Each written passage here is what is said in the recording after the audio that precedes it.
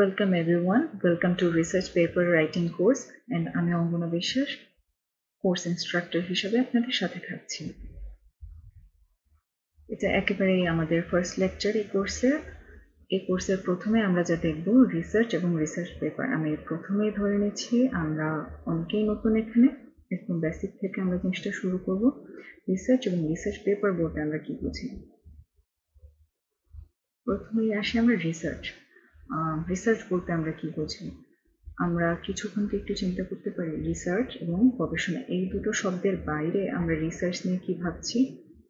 আমরা কিছুক্ষণ যদি চিন্তা করি তাহলে এ নিয়ে কি ভাবছি।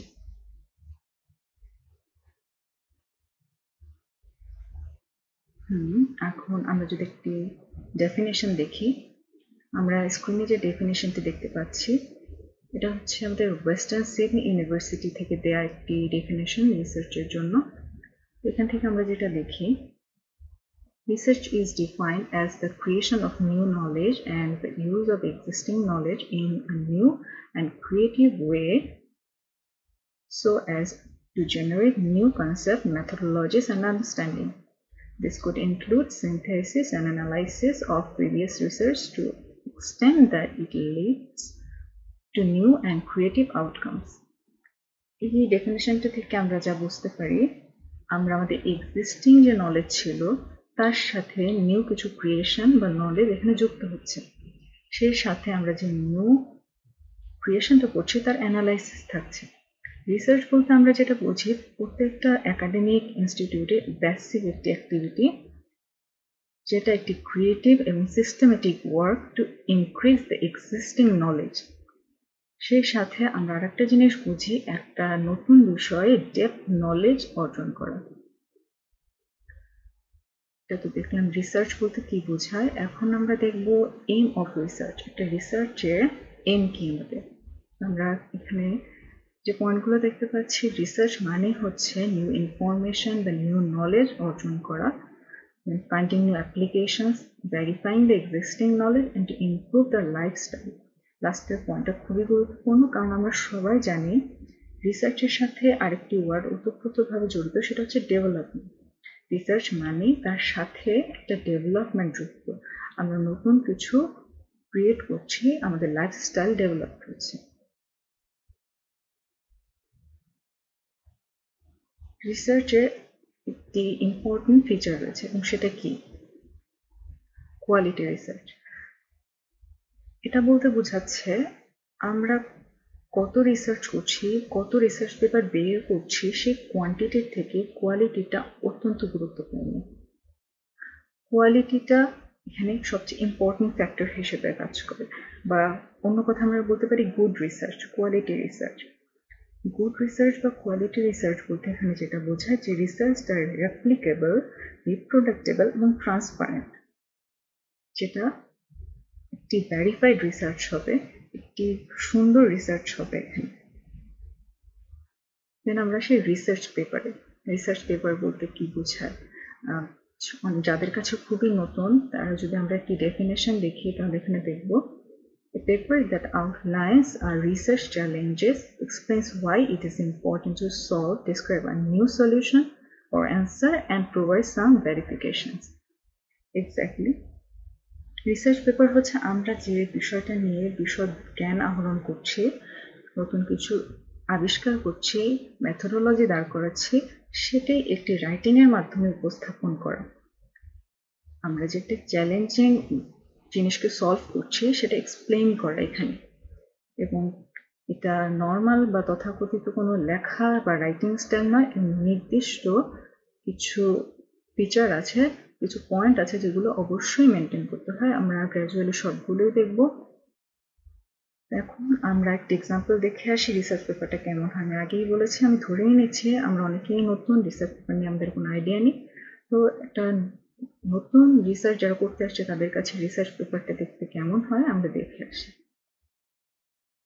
ওকে, এখানে যেটা দেখতে পাচ্ছি এটা হচ্ছে আমার একটি paper, Moving Object Detection Using Ultrasonic Radar with a Proper Distance, Direction and Object Shape Analysis। এই জার্নালটা হচ্ছে আমার journal of information system engineering and business ইন্টেলিজেন্সে প্রকাশিত হয়। তো আমরা এখানে কিছুই বুঝবো না, আমরা শুধু দেখবো রিসার্চ পেপারটা দেখতে কেমন হয়। প্রথমেই দেখলাম যে রিসার্চ পেপারে আমার টাইটেল থাকছে, দেন অথর্স নেম, কারা কারা হচ্ছে রিসার্চটা করছে, রিসার্চারদের অ্যাফিলিয়েশন, এরপরে থাকছে কিওয়ার্ডস, অ্যাবস্ট্রাক্ট থাকছে, ইন্ট্রোডাকশন, লিটারেচার রিভিউ, মেথোডোলজিস, কিভাবে কাজটা করা হয়েছে এখানে সম্পূর্ণ বর্ণনা করা, মেথোডোলজির মধ্যে অ্যালগোরিদমটা কিরকম হয় সেটা দেওয়া হয়েছে, ফ্লোচার্টের মাধ্যমে কাজটাকে বোঝানো হয়েছে, ব্লক ডায়াগ্রামের সাহায্যে বোঝানো হয়েছে, রিয়েল যে এক্সপেরিমেন্টে ছিল তার একটা ছবি দেওয়া হয়েছে, রেজাল্ট পার্টে বিভিন্ন ধরনের অ্যানালাইসিস দেখানো হয়েছে, অনেকভাবে অ্যানালাইসিস করা হয়েছে, কি কি অ্যানালাইজ করা হয়েছে সেগুলো দেওয়া, দেন ভিজুয়াল রিপ্রেজেন্টেশন দেখানো হলো, এবং আমরা যে ডেটাগুলো নিচ্ছে কালেক্ট করছি সেটাকে বিভিন্ন গ্রাফের মাধ্যমে রিপ্রেজেন্ট করা হচ্ছে, বিভিন্নভাবে অ্যানালাইসিস করা হচ্ছে সেই ডেটাগুলোকে, এটাই দেখানো হচ্ছে এখানে। ডিসকাশন পার্ট, দেন এই টেবিলটাতে প্রিভিয়াস যে কাজ ছিল সেই কাজের সাথে আমার যে কাজ তার কম্পারিজন দেখানো হলো,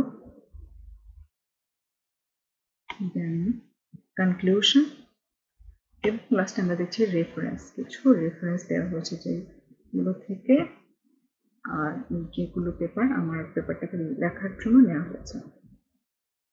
এই হচ্ছে ওভারঅল একটা পেপার। এখন বলতে পারি ভিতরে কি ছিল, আপু আমরা তো জিনিসগুলো এক্সপ্লেন করলেন, সবগুলো জিনিসও হচ্ছে গ্র্যাজুয়াল আমরা দেখবো, চিন্তার কোনো কারণ নেই।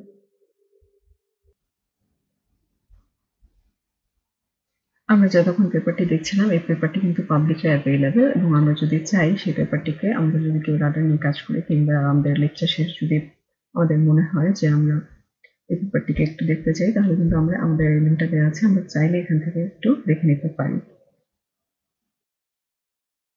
আমরা আমাদের নেক্সট টপিকে চলে যেতে পারি। এইখানে আমরা কিছু নেসেসারি টিপস দেখব যেগুলো আমাদের রিসার্চ রাইটিং স্কিল এনহ্যান্স করার জন্য খুবই দরকার। ফার্স্টেই হচ্ছে ফাইন্ডিং রিলেভেন্ট সোর্সেস, এটা খুবই গুরুত্বপূর্ণ। আমরা যে টপিকে রিসার্চ করছি আমাদের উচিত আমরা যখন রিসোর্সগুলোকে খুঁজে বের করবো এক্স্যাক্ট ওই টপিকগুলোর রিসোর্সগুলোকে খুঁজে বের করা। আমরা অন্য রিসার্চ খুঁজে টাইম নষ্ট না করে একদম স্পেসিফিকভাবে যদি সেগুলোকে খুঁজে বের করতে পারি আমাদের রিসার্চটা আরো সহজ হবে। ল্যাঙ্গুয়েজ প্রফিসিয়েন্সি, এটা খুবই গুরুত্বপূর্ণ বিষয়। আমি বলবো না যাদের ল্যাঙ্গুয়েজ প্রফিসিয়েন্সির একটু ল্যাকিংস আছে হঠাৎ করে তারা এই জিনিসটাতে খুব ইমপ্রুভ করে ফেলবে, যাদের টেকনিক্যাল রাইটিং লেখার একটু এক্সপিরিয়েন্স থাকে, ইংলিশ লেখালেখি টেকনিক্যাল রাইটিং বেস লেখালেখি অভিজ্ঞতা থাকে, তারা এই জিনিসটা একটু তাড়াতাড়ি ধরতে পারে। আর যাদের হচ্ছে একটু কম চর্চা থাকে তাদেরও সমস্যা নেই, তারা যখন প্র্যাকটিসে এসে যায় তাদেরও এটা ইমপ্রুভ হয়ে যায়। কিন্তু এটা খুবই গুরুত্বপূর্ণ একটা বিষয়, আপনি কিভাবে আপনার রিসার্চটাকে রিপ্রেজেন্ট করছেন ল্যাঙ্গুয়েজের মাধ্যমে। Then organizing information, it's also an important factor, because আমরা অনেক ধরনের ইনফরমেশন পাবো। আমার মেথোডোলজিতে যখন যাব সেখান থেকে আমি রেজাল্টের পর অনেক ধরনের ইনফরমেশন পাবো, সেগুলো অর্গানাইজড ওয়েতে রিপ্রেজেন্ট করা খুবই গুরুত্বপূর্ণ। অ্যান্ড টাইম ম্যানেজমেন্ট, যে কোনো বিষয়ের জন্য আমার টাইম ম্যানেজমেন্ট খুবই গুরুত্বপূর্ণ, এবং আমার রিসার্চ রাইটিং এর ক্ষেত্রেও টাইম ম্যানেজমেন্ট একটি গুরুত্বপূর্ণ ভূমিকা পালন করে। যার টাইম ম্যানেজমেন্ট যত ভালো হবে আমাদের রিসার্চ পেপার রাইটিংটাও তার খুব তত ভালো হবে। তো এই ছিল আজকের প্রথম লেকচার আমাদের।